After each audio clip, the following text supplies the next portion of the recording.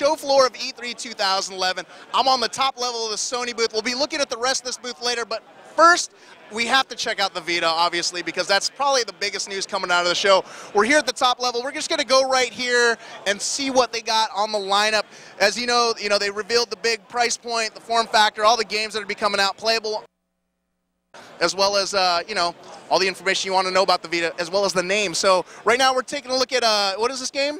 BlazBlue Continuum Shift 2, plus working title. Working title. It's a working title. Working title? So give us the lowdown on BlazBlue. It's the successor to the current BlazBlue series. It's the first one on the NGP. It's the first one to also use the high-definition assets that were created for the console versions. It's going to be running at a full 540p, 60 frames per second, and it'll have online play. Can we jump in and take a quick look? Yeah, go ahead. Do you want him to take the lead? Sure, yeah. Go right ahead. What's your name? My name is Severin. Severin. All right, and what's your title on the game? I'm just part of PR. All right, PR is good enough. So let's take a look at BlazBlue here. Now, obviously, we're loading up here. So tell me a little bit about what we're going to be doing in this iteration of the game. All right, this iteration of the game, it boasts more story mode and boasts additional online features compared to the previous versions of the game. You're going to have network 2v2, 3v3, similar to the Capcom versus SNK style. All right, so just loaded up here. Just getting what can fans of the franchise look forward to in this title? Mostly the story mode and the updated network features. We're going to be having network play over Wi-Fi, and it's going to be considered for 3G, but then again, we don't know how it is just yet. Alrighty. Now, obviously, there's cross-platform abilities with the Vita and the PS3. Is there going to be any of that stuff for this title? Can't say just yet.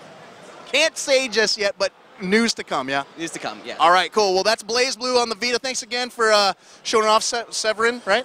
Yes, Severin. All right, thanks for your time. Right over here, we got some Dynasty Warriors. What can you tell? Give us the quick top-level rundown of Dynasty Warriors on the Vita. Okay, so in this new installment, we have brand new features that are, of course, touch-based new features. There are 4 of them. The main features are burst attacks. It's a brand new attack that you just use your finger, you point on the screen. Let's see it. Bust it. Okay, so it's going to take some time maybe, but let's try it. And we have another new attack that is using the rear of the Vita. So let's take down some guys first.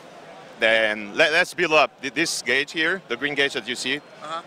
And then you'll be able to trigger what we call the Shadow Muso attack. And then we'll use the back of the Vita to perform this attack. Okay, so we'll get him. Okay, there we go. Nice. And there we go. So you use your 2 fingers here, and then you can kill all those guys around you just by using your fingers like this, and you can rotate the camera while doing it like this. That's rad. That is so rad. Thanks. All right, Pierre, yes. Right? Thanks for joining us. No problem. Thank you very much. Dynasty Warriors on the Vita. All right, moving on. We're taking a look at Virtua Tennis 4. We got Kyle Schubel there. What's going on, Kyle? It's good to see you, Homer from GameSpot.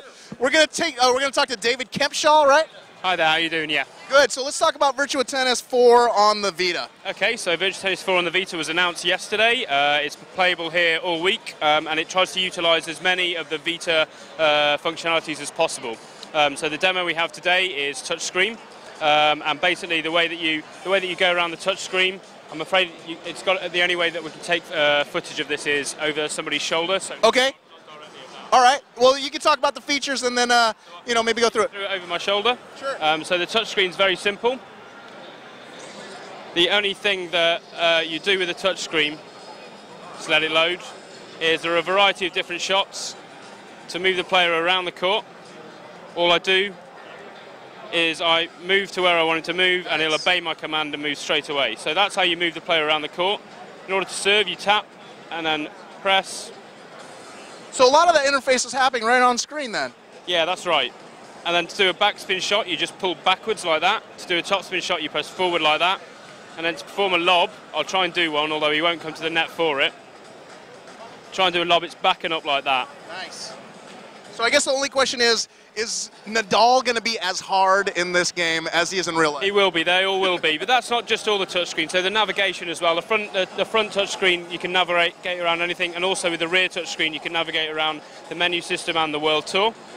The other things that it does unique to Vita are there's also a touch versus, which is very much if you were that side, there's a basic top-down tennis game where we can play, use the touchscreen to play each other, a little bit like Pong.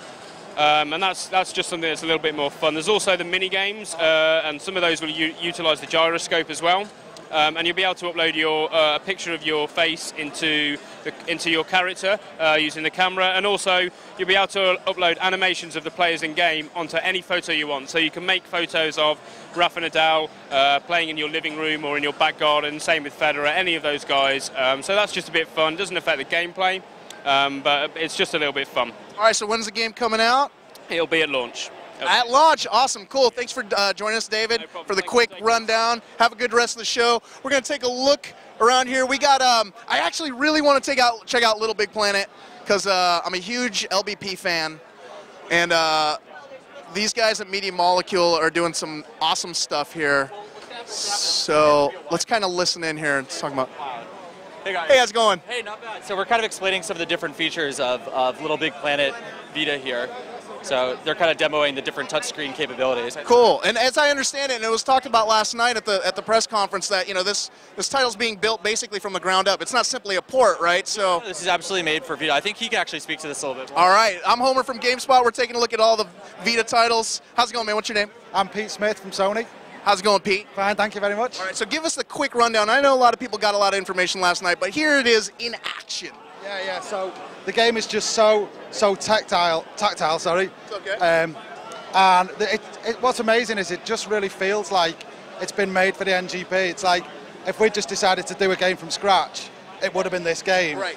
And as soon as we put touch into the game and tilt into the game and rear touch and then started making games, it just felt so natural. So here I'm just going to open the curtains. Right. Sackboy's going to pop out, make his entrance.